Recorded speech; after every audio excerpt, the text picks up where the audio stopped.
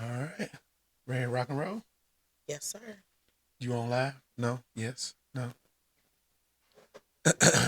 You ready? Am I on live? It's not. Oh,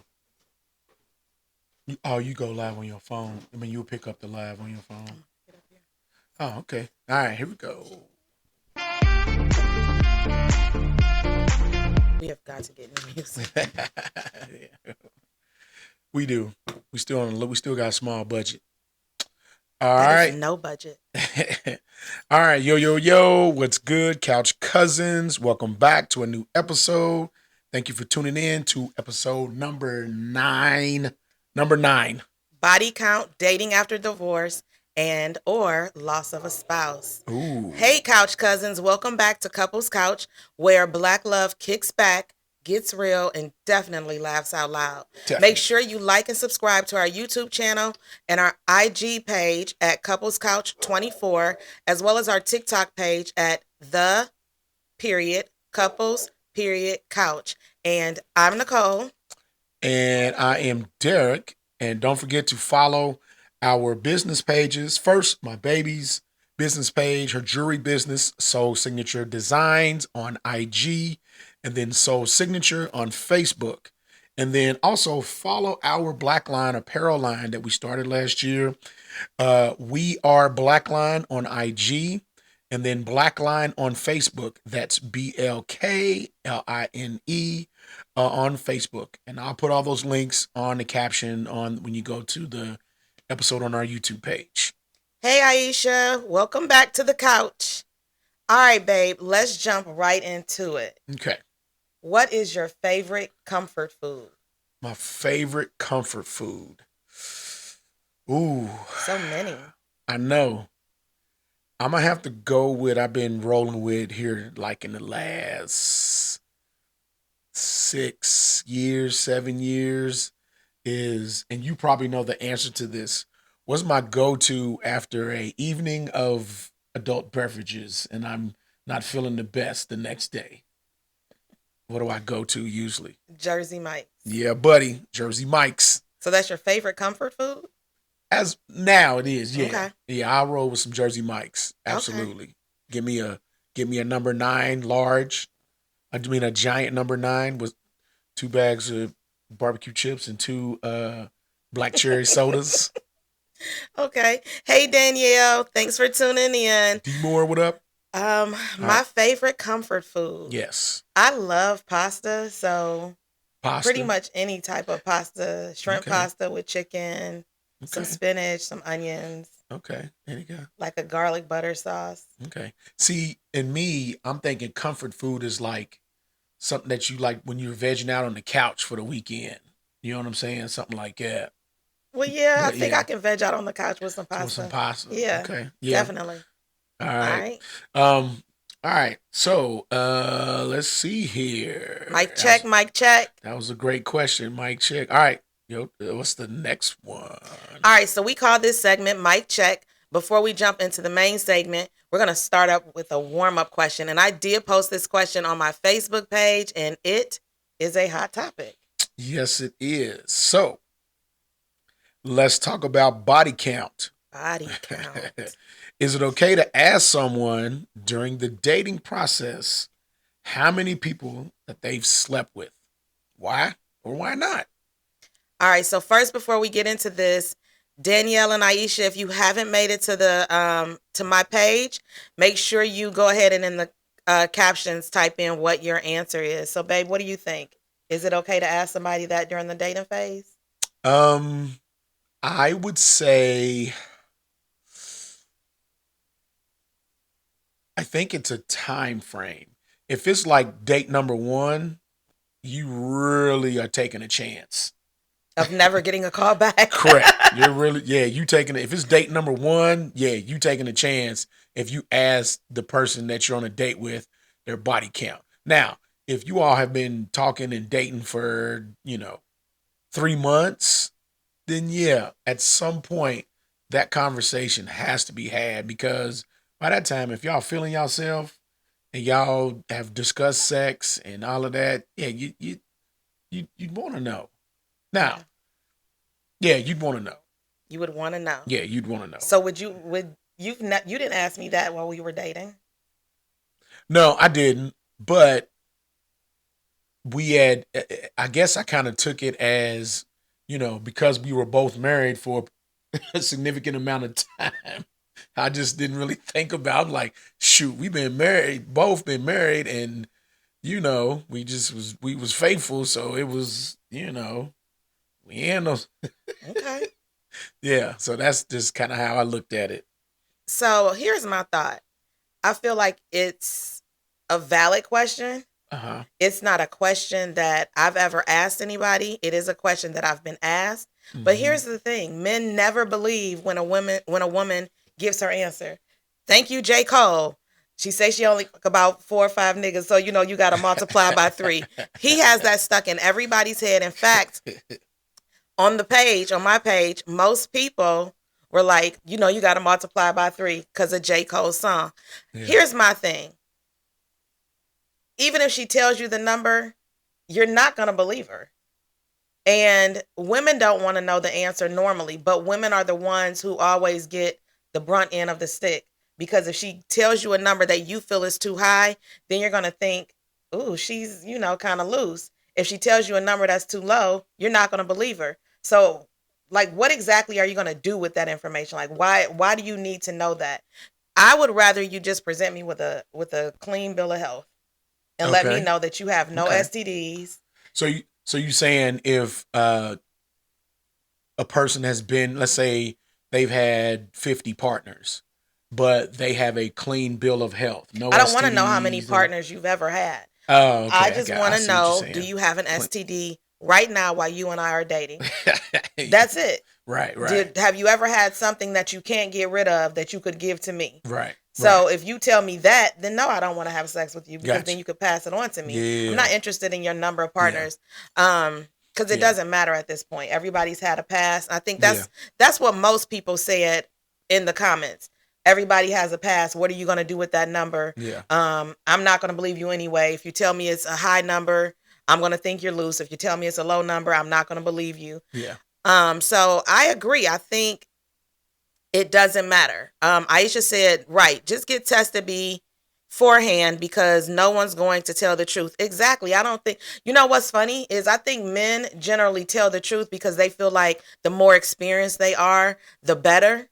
But I feel like women don't want to tell the honest number because then you feel like she's loose.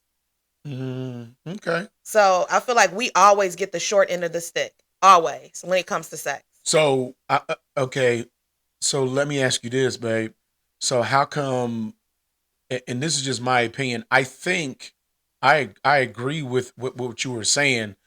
How come it's so difficult to accept whatever number that person who you're talking to or dating gives you?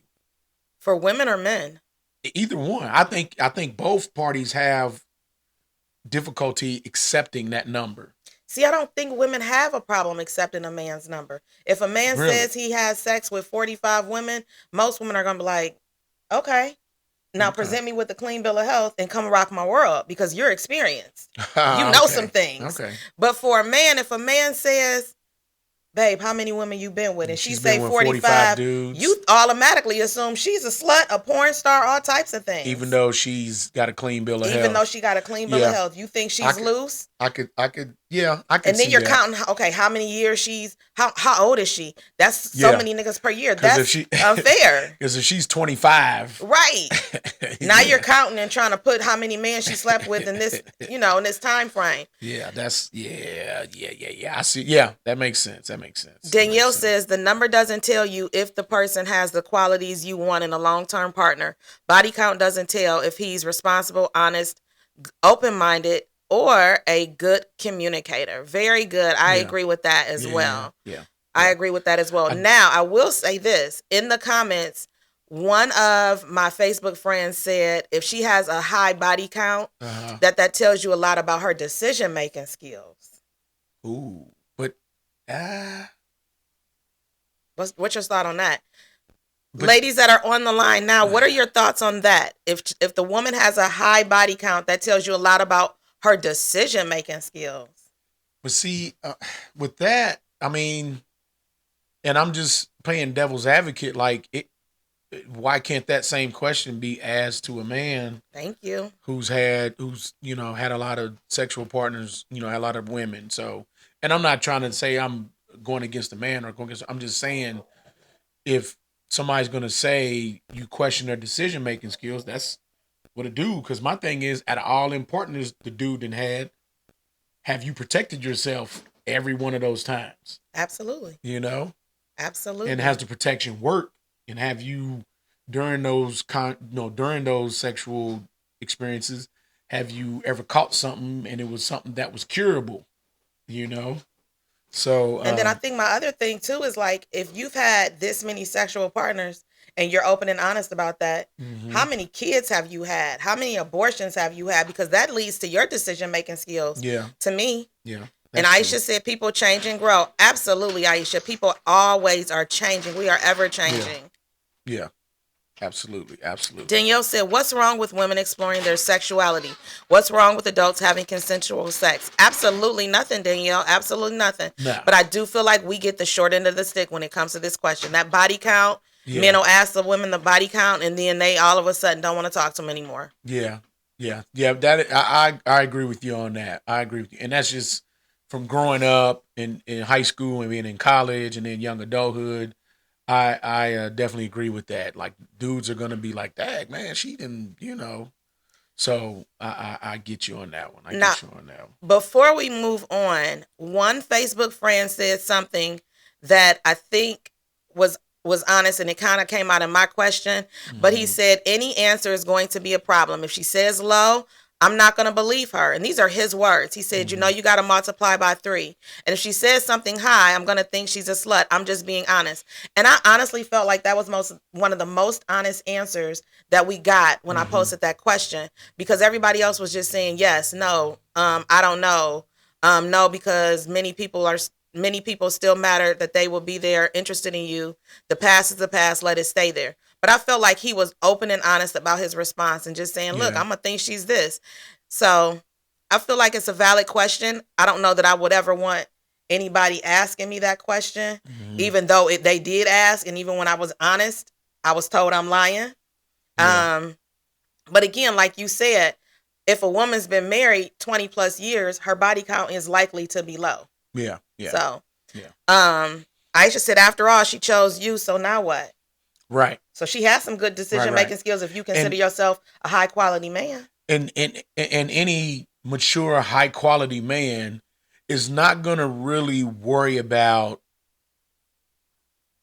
the woman's past and the things that she did prior to meeting him. Because I know I don't. Because and I don't really have a leg to stand on a voice about, because ain't got nothing to do with me. I wasn't there. So yeah. All right. So, all right. The mic is ready.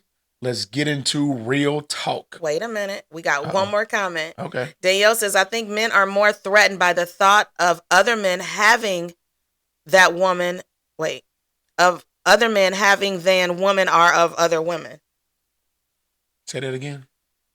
I think men are just more threatened by having the thought of other men having his woman than women are of men. Well, I agreed a little bit, Danielle, but I also think it has to do with the maturity of that man. Because if that man is like, oh my God, somebody else has been with her besides me, that's not a really mature-minded dude. Now, if a dude is like high school age and he's like, oh, I want to get a virgin, yada, yada, yada, that's slightly different, but he's a high school age dude. And how many high school dudes are mature? The percentage of high school dudes are mature. How many grown men are mature? Well, yeah, you can throw that in there too. So I definitely, think it's just the level of maturity of the dude, if he's like in his feelings about who she'd have been with or how many dudes she's been with before, he met her. So, all right, ready to move on. So, like I said before, our main discussion. All right, babe. How do you handle? Okay, and we've both experienced this. How do you handle dating after a divorce or loss of a spouse? This is this is a good question. Yeah. Um, Yeah. so if I can just be honest here, Yep. I got divorced, but at the time we were legally separated. Right. So we had lived apart for about a year or two before the divorce was actually final. Mm-hmm. Um, I feel like for the first 9 months I was by myself, but I'm gonna Mm-hmm. be honest, I did start dating while we were legally married. Legally Legally separated. Yeah. Yeah. And I'm sure he was dating too, Yeah. because at the time that was just something that him and I talked about. Do I feel good about it? No, absolutely not. Now that I look back at it, Mm-hmm. because the covenant of marriage is so strong, and you should really take that seriously. But at that time, I wasn't thinking about that because at the time I didn't feel very valued by my then husband, Mm-hmm. and I just wanted somebody to love me. Right. Right. Um, and that was the worst mistake of my life. Um, but I think I did not handle it very well, if I'm being honest, because I didn't love myself enough. What you mean you didn't handle it well? Because like I said, I wanted somebody to love me. Oh, And so okay. I was like, nobody's going to want me. I'm 40 some years old with 2 kids and blah, blah, blah, blah, blah. And I did all of that. And then I ended up getting into a relationship that didn't last. Mm-hmm. One where it didn't end well. Mm-hmm. And I feel like if I would have loved myself a little bit more, I may have found somebody like you, first of all, up front. Mm-hmm. But it took me a while to navigate, what does divorce look like for him and I? What does that look like for our 2 kids? Right. I didn't know, I grew up in divorce. Right. So I knew the arguing part and I knew the turmoil, but I didn't Mm-hmm. know how to make it work between him and I Yeah. until we went to therapy. Yeah. And so we did couples therapy for years after the divorce, because I finally came to the conclusion when I was by myself after that relationship ended. I was like, I don't want to argue with my ex-husband because we got these kids to raise. Right. But I also can't date right now because I realized at the point of me dating somebody while I was still Christ-like married to this man that Yeah. I didn't love myself enough to be like, no, you need to wait and you need to pray for this person. So when I got out of that relationship, I waited a whole year and I decided I'm going to love on me, Mm-hmm. and I'm going to pray for the qualities that I want in a man, and I'm going to pray for the things that I want in my life, and I'm going to actually do the work. And so I got journals and was writing in them, and Mm-hmm. I didn't date for a year. I did join some dating sites shortly after that year passed and realized that the dating pool is full of piss and flies. And, it was difficult because at that time I was still sad thinking I wasn't going to have anybody. But I think the most important thing about dating after divorce is just knowing who you are Yeah. and what you don't want to tolerate anymore. Yeah. Because I'm a totally different woman at 40, at this age, than I was when I was 20. Mm-hmm. 20 is like, oh, he better look good. He better smell Yeah. good. He need to have a nice body. Yeah. You know what I mean? He better have just a little bit of money. At 40, I'm looking for some stability. Looks Man, will what? not keep you stable. I'm glad that you are handsome. Thank you. Thank you. But Yeah. So and that's for men and women. Your what is it? Standards. Your standard, your little list goes out the is window. way different from your 20s to your 40s. Because like you said, in your 40s, man, you just want somebody that's going to show up consistently, somebody who can talk and have stimulating conversation, Mm-hmm. somebody who's intentional, which I brought up in what was it, episode 2, Mm-hmm. 3? Yeah, be intentional. Looks presentable. Takes some kind of personal pride in with hygiene and how they look and all that good stuff. Because again, like if you're looking for all that perfect stuff and you're in your 40s, probably a good chance you're gonna go to your 50s still looking for that But then that That person perfect on your list stuff. don't even exist. Right, You've right. created this person in your mind. You've created what you want them to look like, what you want them to smell like, the job you want them to have, how Yeah. much money he makes. Yeah. That person exists in your mind. He's not a real person. Yeah. And I just hate to say that. I hate to break that to a lot of ladies, but he doesn't exist. So I feel like dating after divorce has to be intentional. Yeah. It has to be intentional. Yeah. At Yeah. that, you have at 47, if something were to ever, God forbid, happen between him and I'd have to be very, very intentional with dating.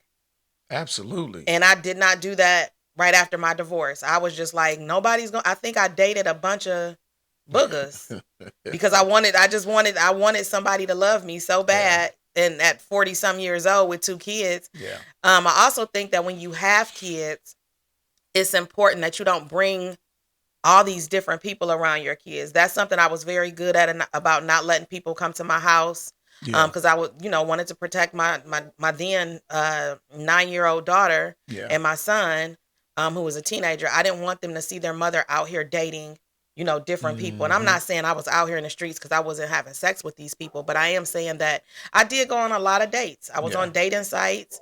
I met a lot of frogs, y'all. That's all I can say. I met a lot of frogs. Hey, Keisha. A lot of frogs. So I got divorced, but your wife passed on. Yeah. So how was that dating for you after that? So I'm gonna be honest. Probably about a month after she had passed, someone dropped in my DMs. It goes down in the DMs. And they didn't actually like shoot their shot. They just subtly was like, I'm sorry for your loss. If you ever need to, if you ever want to talk, yada, yada. And this is somebody that I had tried to talk to like when I was getting ready to graduate from college. So we're talking like 25, 26 years ago. And, that person, for whatever reason, wasn't really that interested. So, hey, moved on, And then all of a sudden, years later, this person popped up in my DMs and I'm like, wait, what? Hold on a second. And so that was literally a month after. I will say that when you have lost a spouse to death, there are a lot of folks who, I don't say throw themselves at you, but they're definitely like showing interest. And I was just like, wow. Wow. A month in, I feel like that's a little bit disrespectful though. Right. And Danielle, she, like I said, me and Danielle was working together. So, it was, they were, I tell you what, the wolf pack, that was Danielle and Dylan and Ange, like they really like helped me mourn and get through that process. Now, granted, we, drank a lot of alcohol and hung out at a bunch of different places, but just us bonding, it helped me get through that process. But I think, dating during that time after she had passed, and I felt like, because I had asked 2 friends of mine who I had worked with who had lost their spouses, and I just asked them all kinds of questions, and I asked them about dating. And they were like, it's your time. Whenever you feel like you're ready to do that, do it. They were like, don't let anybody tell you how long you need to cry. Don't let nobody tell you how long you need to sit in silence and mope around. Don't let anybody try to dictate how you are supposed to mourn. And so when in months down the road, I had asked them, hey, how did you guys handle dating and stuff after? And one person told me they waited, a couple years. Another one told me they waited like 6 to 8 months. So I was like, well, it was cool because I had 2 different ends of the spectrum. But they both said, when you feel like you're ready for it, by all means, go ahead, because then you at least know it was authentically started by you, and it wasn't started by somebody else trying to influence you um to start dating or not date. Um so Aisha wants to know, how long were you married? I was 17 years, so 2002 to 2019. So that's 17 years. Yeah, 17 years. Um but yeah, dating, like, so when I started to get out there, I'm not gonna lie, there was some real sneakily, however you want to pronounce it, uh, intentional women out there. Very intentional, like very intentional. And my best friend, God rest his soul, a couple times we'd be out, me and him, and this joker would be like, "Hey, he's he's single. His wife passed away, and he need to get some. Oh my goodness. So what you trying to do?" Yeah. I'm like, "Come on, man, don't be doing that." He's like, "Nah, nigga, it's all good. What you trying Nobody to do?" want no sympathy sex. Yeah, that's what I'm saying. Goodness. That's what I'm saying. I'm like, "Ah, man, he's crazy." But yeah, there were a lot of women that showed interest, and immediately whenever I decided to talk to someone, I immediately told them, "I'm not looking for a relationship right now. We can hang out. We can, go get some drinks. We can go play some pool. We can, we can have casual sex." but I'm glad you brought that up, because I did say that, because I wanted to be upfront and honest so that nobody thinks that I'm playing games. That's good though. That's And I commendable. said, now us hanging out, I said, if you and I, if it's a consensual decision to get physical, then hey. And the minute you say no, I'm gonna say, all right, I'm gonna respect your wishes. If you say, I feel like, I want to be in a relationship with a person before I have sex, I would have been like, okay, cool. It was nice meeting you, nice knowing you. We can still remain friends, and I'd have kept it moving.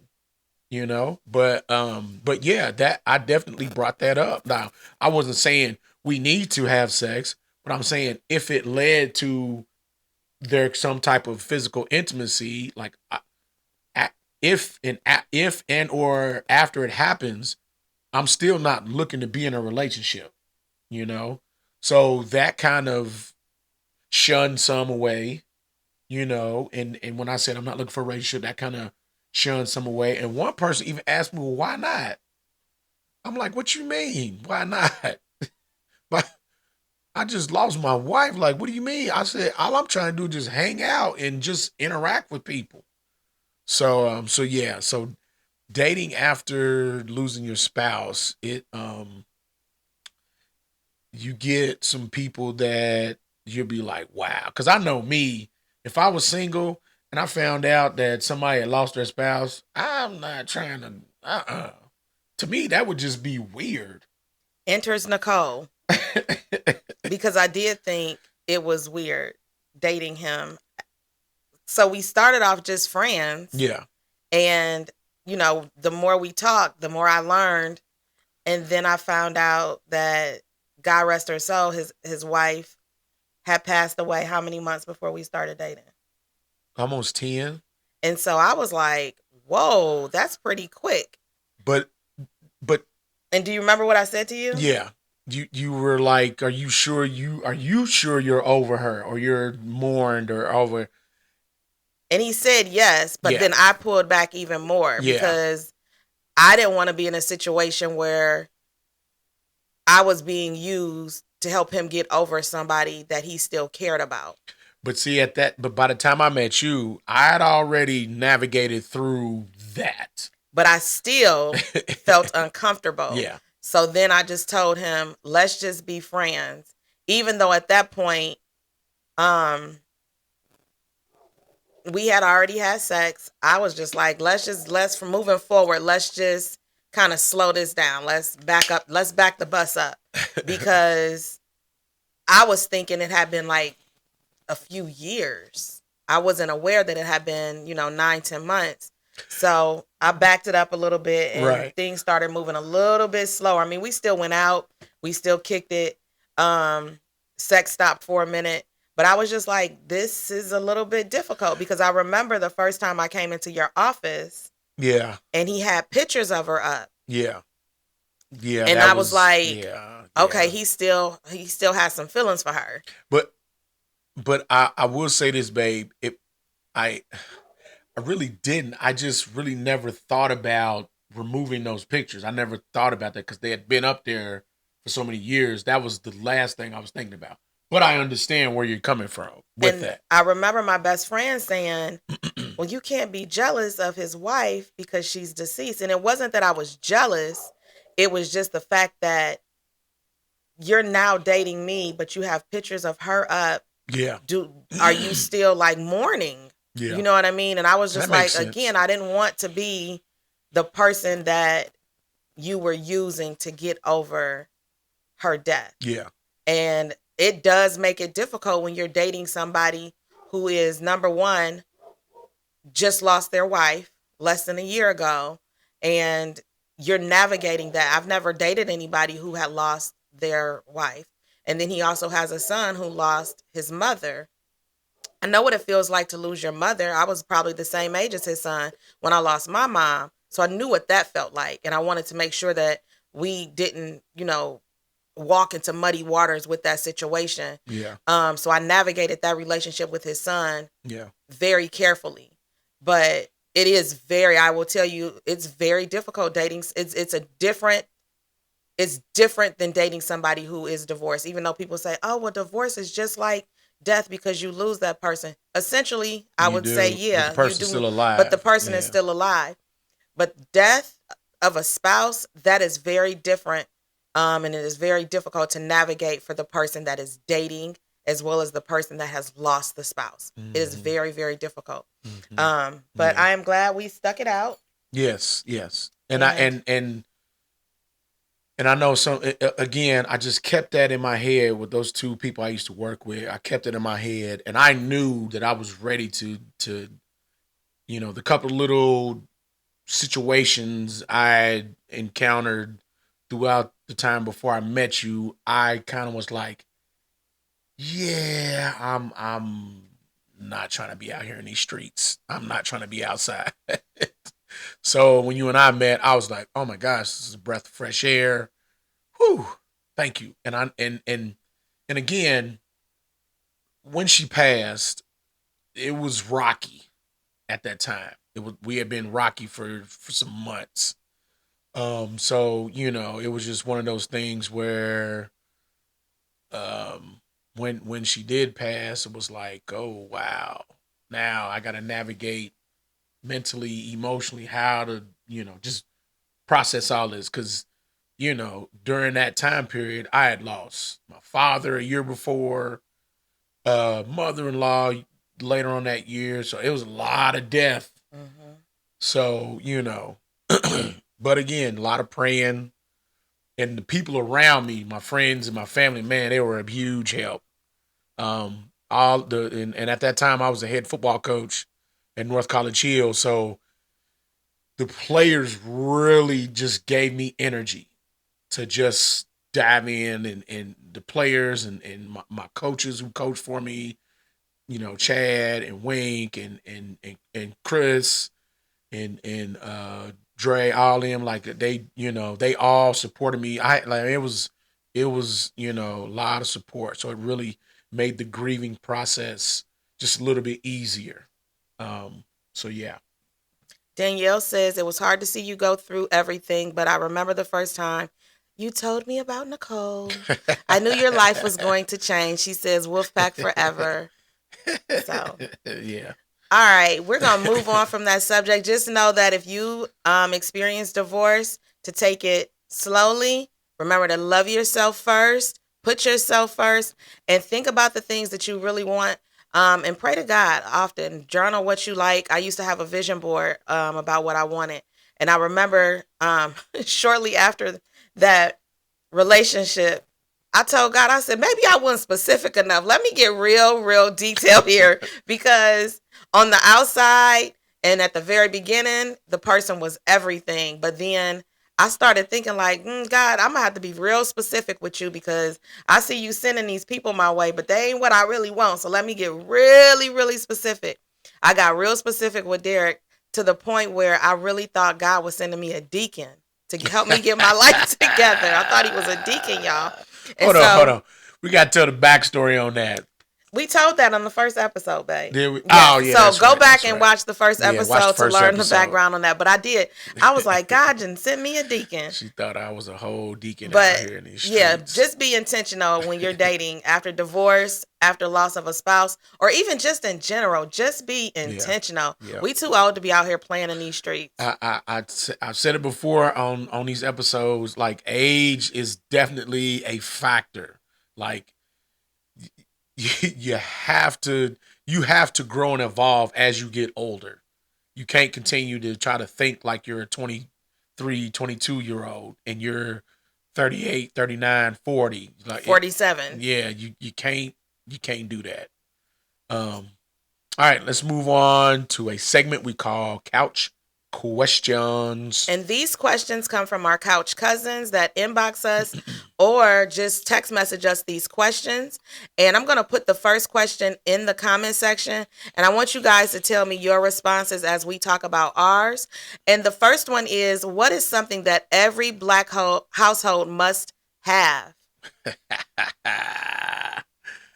All right, let's see here. I'm trying to decide if I want to go when I was growing up or as an adult. Do both. Let's see. So growing up, I remember in Black households, specifically my grandmother, is you had that little plastic clear runner on the floor, and you better make sure you walk on that runner through her living room. Don't get on that carpet. Don't get on that carpet unless you take your shoes off. Even then. And she had a runner going from the front door to the kitchen. And then I don't know who did it, maybe my uncle or somebody. She had a runner on her stairs going up the stairs because she had carpet, wall-to-wall carpeting in her house except for the kitchen and stuff. But yeah. That little clear plastic runner. We had runners like that from our front door all the way throughout the dining room that led to the hallway, and then right in front of the couches. Yeah. So when people came to sit down, it was those plastic runners. And hold on, how many times you and Jamal trip and fall on them? Oh, bust your lip. You will bust your lip on them things. Man. People don't have plastic runners anymore. I wonder why. Right. That's crazy. Right. But and then new school, I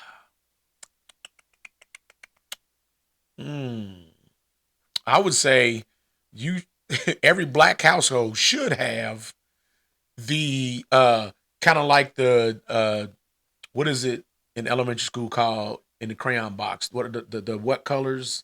The primary colors? Yeah, the primary seasonings. What's the primary seasonings, babe? Name. Primary seasonings are black pepper, garlic powder, onion powder, paprika, and Lowry's. The holy trinity: garlic powder, onion powder. Mine is Saison. Now I put Saison. That Saison. That Saison is everything. A little exotic. I get exotic. Like I'm whole Hispanic when I put that on my food. Let's see. Isha said lemon pepper. Carrera said a fan. Definitely a fan. But more specifically, Carrera, a fan in the window. Oh, yeah. Keisha says Vaseline. Carrera said hot sauce. Danielle stole mine. She said a plastic grocery bag filled with other plastic grocery bags. Yeah. Black people gonna keep them some grocery bags. Keep some Absolutely. Bags. Jazz says soap. Yeah.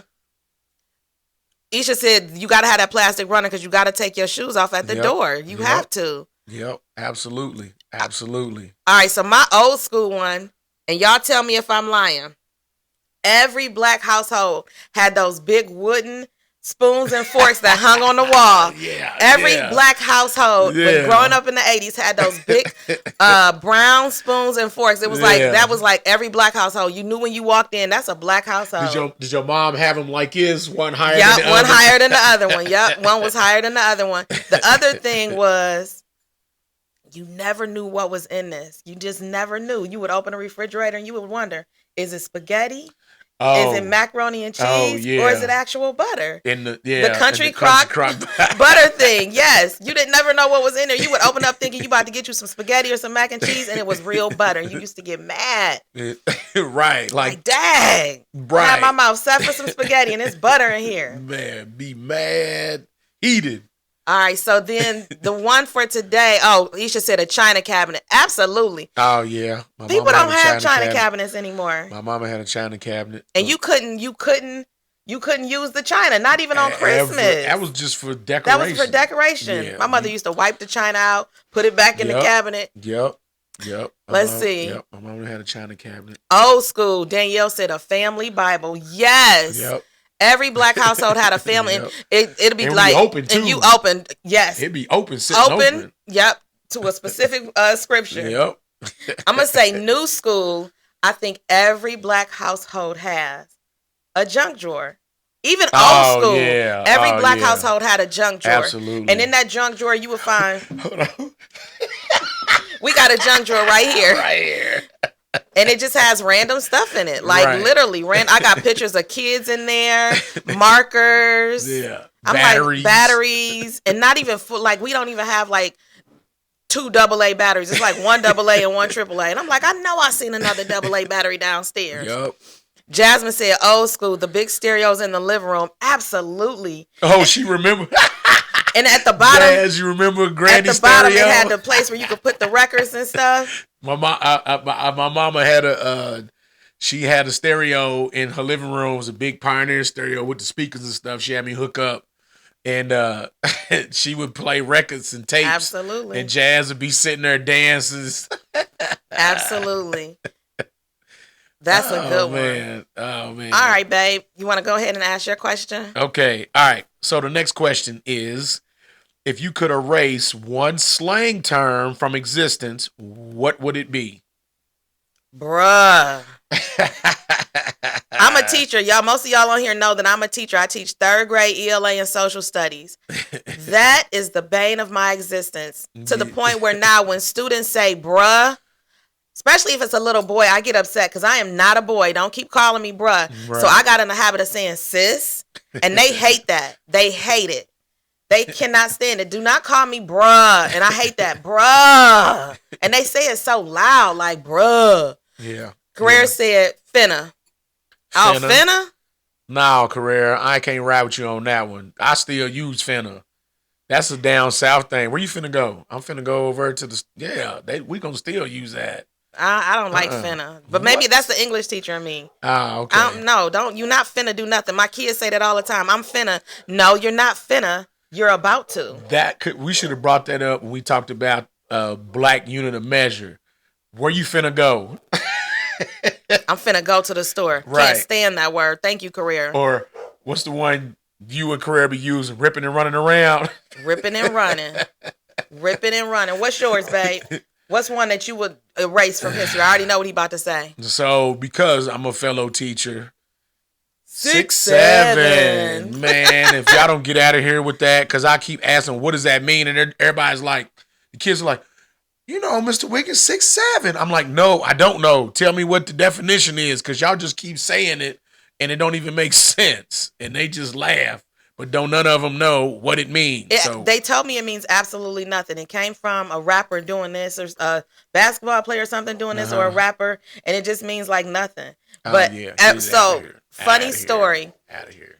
My students, I had to turn to page. I said, turn to page 66, and all of a sudden the whole classroom said 6'7", and I was like, oh my God, I'm gonna lose it. They got to go.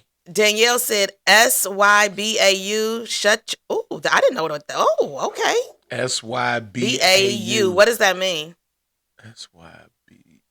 SYBAU. Oh, shut your black ass up. Nope. You're close though. Oh, Oh, shut your bitch ass up. Yes. Danielle, what grade do you teach now? Put that in the comments for me. If you guys are still on with us, let us know the slang term that you wish would be erased off the face of the earth. From existence. From Get existence. out of here. I wish we would have never started that bruh stuff. Man, did we used to say bruh? I don't think so. I know growing up in Louisville, like we used to say dog. Yeah, we said dog a lot. What's up, dog? Nah. We say dog a lot. Pimping. Danielle teaches 9th through 12th grade. Okay, I can see them saying something like that. Yeah. Pimping. We used to. I remember I went through a whole phase where I called everybody dude. Dude. For real. It wasn't like, what's up, dude? It wasn't like that. It was just like radical, like the no, gnarly. it was just like, dude, are you kidding me? Yeah. Why? What about? Well, nah, that ain't necessarily a slang term. That's a cuss word. When females call each other bitch, what you talking about, bitch? You know, we're not giving that up. Oh, okay. Sorry. You say you're not giving that up. Keisha said, I don't know that I'd erase it, but I love the term cooked. Cooked. Oh, like somebody, yeah, talking about somebody. What's that mean, Keisha? I mean, they talking about somebody getting cooked. Like you cooked, you roasted. I'm cooking them in the group chat. They gonna get cooked. Okay. He's getting cooked. All right. Keep on commenting. We'll come back to it. We're going to go with our segment called Off the Cuff. Off the cuff, baby. All right. This is just where we kind of go back and forth. We ask rapid fire questions and then we give our answer. Yeah. And you guys can throw one in too if you want. All right. First one. Got it. Keisha said, yep, it is like you're done. Okay. All right. First one. Martin or Fresh Prince? Martin. Yeah. Martin. Fresh Prince was dope. Don't get me wrong. Fresh Prince was dope, but you can't go wrong with Martin Lawrence because that was an amazing sitcom and it was edgy. Martin was literally, you had In Living Color 1 for far as like just going there and pushing all the limits, and then Martin was a 1A because In Living Color, it's a reason why it's not on TV no more because. Mm-hmm. You go and look at the old episodes of Living Color, you'll be like, oh, there's no way. There's no way they would be able to be on air right now. Shoot, Martin. I mean, Martin is probably on the cusp. Martin pushed the limits a little bit, but in Living Color? Oh, yeah. Oh, no. They would have been canceled. They would have been canceled. Jazz says Martin. Isha says Martin. All right. Let's see. All right. Next one. Cardi B or Meg the Stallion? Cardi B. I'm going Meg the Stallion. Cardi B. Cardi B, to me, is just like everything New York is. She's glamorous. Okay. She's pretty. Okay. She seems very down to earth. And I remember watching her on Love and Hip Hop. Okay. And nobody thought she was going to be big as she is. And she said, watch me. I'm going to show you. Right. And look at her now. I mean... Right. She took Jay-Z's beat and flipped it and made it her own. When Jigga give you permission to use his beat, I'm like, oh my goodness. Yeah. I love Cardi B. You could never make me hate Cardi B. I love her to death.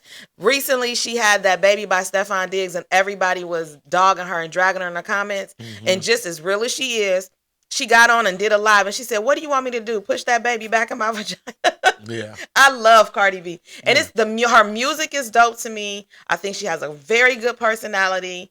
She's animated. She's just, I don't know. She's like the roundaway girl that you just want to hang with. Yeah. That's what I get from Cardi B. Like, I'm like, oh my God, I just love her. Her personality just is, I think she's amazing. So I like Cardi. I rock with Cardi, but I just think Meg, here's why I choose Meg a little bit more over Cardi. Because I think Meg could spit better, and I know we'll probably disagree. Quinell. I think Meg spits a little bit better than Cardi. And then Meg, like, with Cardi made her notoriety through the reality show first. So people already started to catch some heat, started to see Cardi and know Cardi and like the personality, and you know what I'm saying? Mm-hmm. And then when she got in the studio, they were like, "Oh snap, she can spit too." Okay. Whereas Meg didn't have that platform to use, so she had to get it like she could. And Meg got hot through mixtapes, and they was like, "Dang, this her name is catchy, Meg the Stallion." And then when they see her, they're like, "Oh, this Joker is fine. She a big stallion." A stallion is a male horse, though. That's one of the things I don't. The name just doesn't. It doesn't. But do stallions, I'm just saying. And Keisha agrees with you. But yeah, like I said, I think Meg spit a little bit better. I think they both Cardi. have good flow. Yeah, they do. They do. And then, like I said, that's the only thing I have over Cardi. I mean, have Meg over Cardi. It ain't everything else. I think they're equal as far as like how they've affected the culture. I think that they've both equally have affected the culture, especially for females and female rappers. I think they've definitely affected the culture that way. I think that they carry themselves with respect. I think that they're always honest because they both have had their share of backlash from different things. You know, Meg went through the whole situation with the shooting with what's his name, Tory Lanez, and then Cardi went through all her stuff with her ex-husband and all that, and they both handled that stuff really well. They did, you know, and then for them to go through that storm and then come out of the storm, and they get in the studio and they put out hot shit. Keisha says Meg has authority in her voice. I would agree with that. She definitely commands that microphone. She definitely does. And this was the words out of your mouth when Meg didn't have on no makeup. You was like, "Oh gorgeous. My God, she's naturally pretty. She's naturally pretty." But I think Cardi is naturally pretty too. And people and you got mad. She got mad because people was saying that Meg was ugly without calling makeup her a on. Man and stuff. I'm like, this woman is does naturally not look like pretty. No man. She does not look like no man. Meg is one of the prettiest rappers probably out. And I know Klay Thompson is. I'm pretty sure some of his some people have got on him, but Klay Thompson's like, "Man, I ain't studying none of y'all. Bet not. I got Meg Thee Stallion, who I love, and she adores me, and she cooked me food that's good. He loved that Thanksgiving. His family loved that Thanksgiving food. And let's just keep it a buck. I'm pretty sure when it's time for them to get physical, she probably got his nose wide open. Oh my goodness. Keisha says she looks better without makeup, to be honest. I agree. I think she's just a naturally pretty woman. I will say this too. I think that the new generation of women that are coming up, Glorilla, Meg Thee Stallion, Cardi B, I love how they are a girl's girl. They don't argue. They putting out their music. They collabing. I love that for them. What? They paid homage to Lil' Kim. I love that for them. Yeah. You got some rappers that I will not name, but they're bullies. And for what reason? You have your own lane. Right. Man, I'm just gonna go on and say it too. One example of somebody using social media to put their music out, and they went from like, what is this FNF song? That was my song, y'all. To Glorilla, and Glorilla she can spit. I love Glow. I mean, think about it. When she came out with that what is it, with Fuck Nigga Free song, and she was with all her hood homies, and they was standing on top of the car, and they was twerking in the middle of the street. Nobody thought. And I was like, man, this is some ghetto ass shit. And every time it came on, what was I doing, baby? Every time it came on. She was doing hey, that was my like, song. Man, this is some ghetto ass shit. But then all of a sudden, some of her other music was coming out, and I was like, okay, this Glorilla chick, she can rhyme. Shout out to Memphis. And she country as all get out, but you love it because she came out at around the same time as Moneybagg Yo. Oh, I love Moneybagg Yo. Gotti and all them. So, yeah, I like me some Glorilla. And Glorilla then took advantage of her success. Glorilla looked fine. Glorilla killing it. I love a good ratchet song too, Keisha. I will love, honey, listen. Love me some good ratchet music. Sometimes ghetto is needed, Jazz. You ain't never lie. Sometimes you got to get ghetto with it. Sometimes. People ask me all the time, is she ghetto? Is she ratchet? Is she polite? Is she bougie? Is she suburban? I'm mixed. I'm mixed. You mix. I'm mixed. You mix. Okay. All right. Next one. Better actress. And specifically, we went just to the 90s. So all y'all put y'all 90s cap on and go back to the 90s and those movies in the 90s. Which actresses, in your opinion, you felt like were better? Vivica A. Fox or Jada Pinkett Smith? I'm going to say Vivica. I'm going to say Jada. I'm going to go with Vivica. And don't get me wrong, Vivica, Jada, Nia Long, Halle Berry. Who else can you throw in there was like the hottest female actresses during the 90s? Them four pretty much had the 90s on lock. What is her name? She's married to the basketball player. Gabrielle Union. But Gabrielle she was more early 2000s. Okay. I'm talking about in the 90s. So you got to think about in the 90s. Well, if we're picking just between Vivica A. Fox and Jada Pinkett Smith, I'm going to go with Jada. Okay. Here's my reasoning. Although Vivica, I feel like she played the same role every time. It was always the pretty woman who had a good job, kind of looking for a man. All the movies to me were somewhat the same until Set It Off. I felt like they were all the same. I feel like Jada played in A Different World, Jason's Lyric.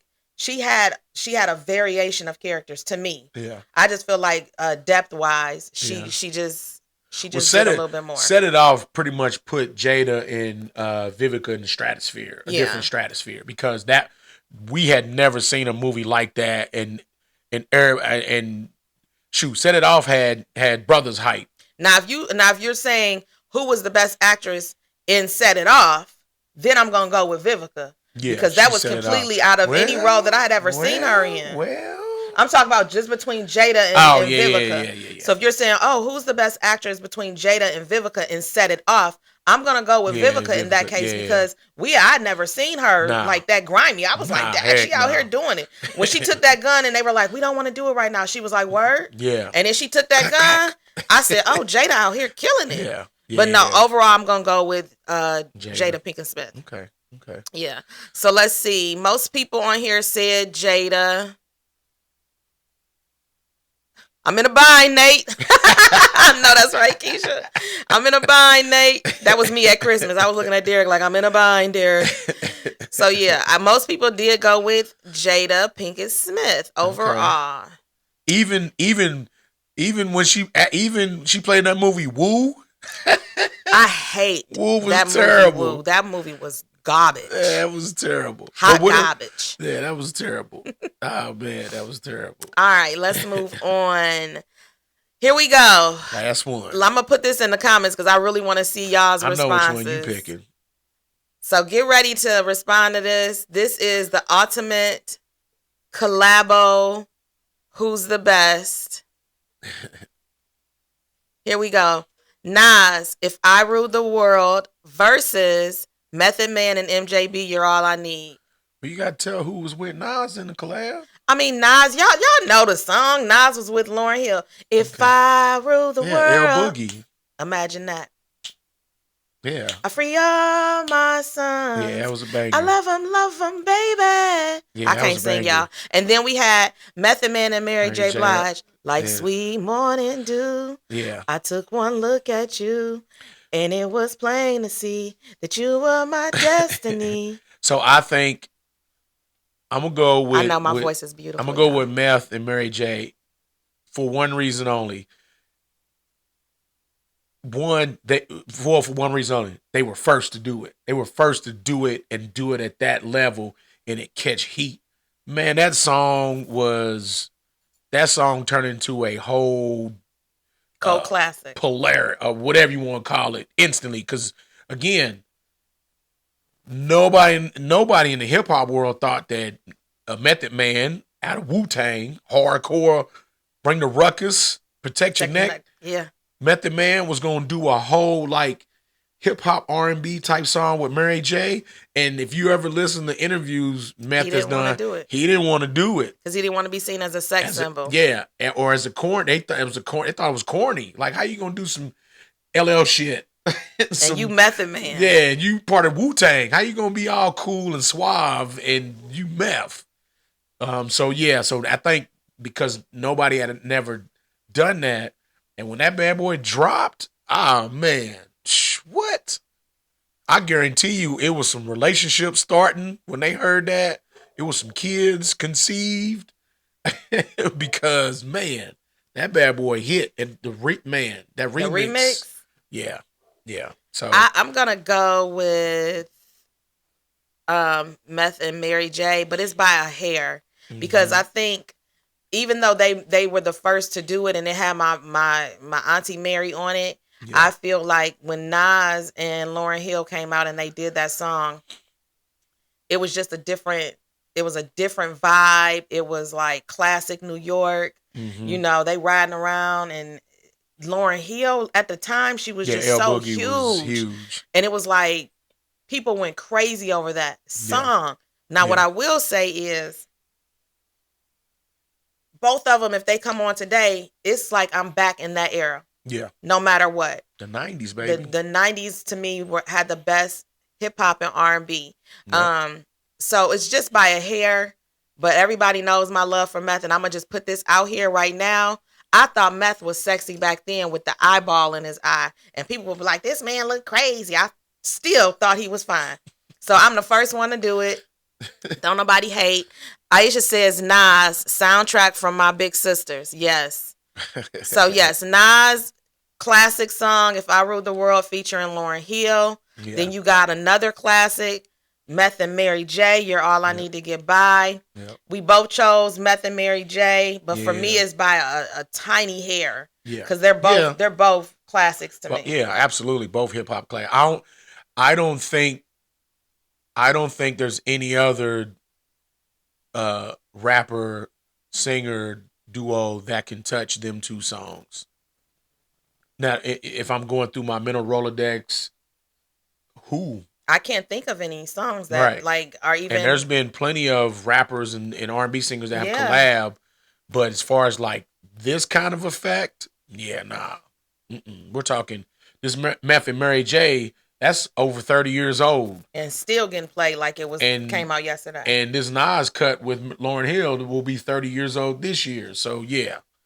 And it's still a banger. Still a banger. Yep. Yeah, the 90s just had really, really good music. Just really amazing music. Amazing music. All right, babe. Yep. You ready? Yeah. All right, so we are doing a dry January. So we don't have actual shots, but we do have water. So, clink. I know somebody told us last week that was corny, but whatever. So today's positive shot is coming from me. Earlier last week I was watching a video, and I've actually watched this video several times. It's an interview with Erica Campbell from the group Mary Mary. And she said, if you don't ask me to explain my yes, don't ask me to explain my no. I can say no because I have the right to say no. She said, if saying yes leaves you feeling drained, that's not God speaking. Stop letting shame make decisions God never asked you to make. Don't let people shame you into helping because you don't want people to think negatively about you. That's not God.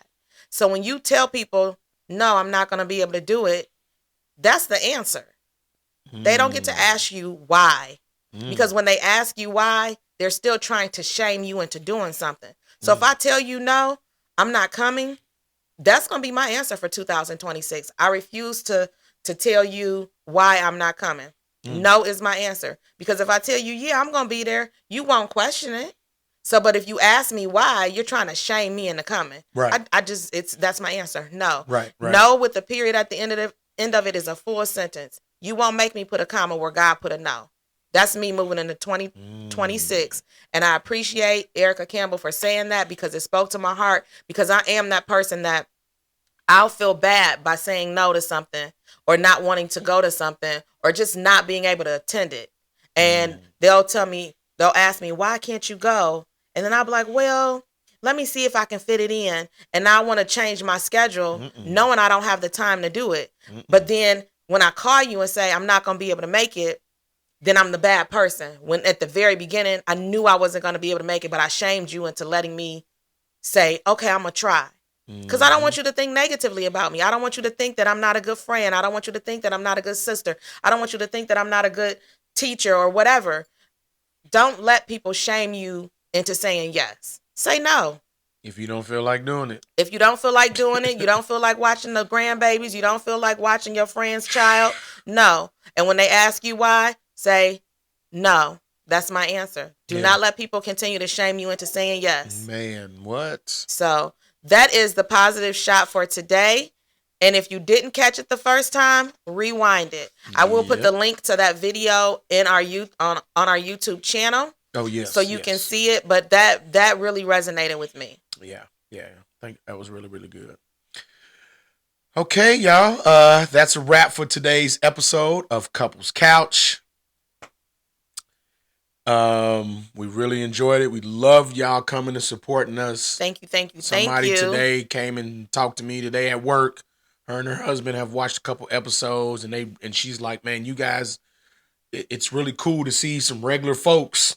Shout out to Mr. Allen. The husband works with me. His wife works with Derek. Works with me. So shout out to the Allens. Thank you guys for supporting and watching us. Absolutely. Thank you so much. So don't forget to follow us on all social medias and tune in next Thursday and keep sending your questions. You can send your questions to WeAreBlkline@gmail.com. And don't forget to follow our business pages at SoulSignatureDesigns on IG and Soul Signature on Facebook, as well as our apparel line, WeAreBlkline on IG and WeAreBlkline on, BlkLine on Facebook. BlkLine. And Facebook, the links will be in the captions. Yeah, I'll put the links in the captions.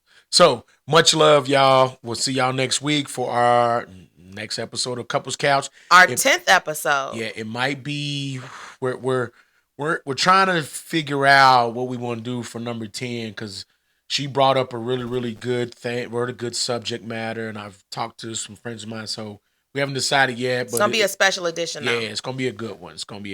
So see y'all next week on Couples Couch, where Black love kicks back, gets real, and definitely laughs out loud.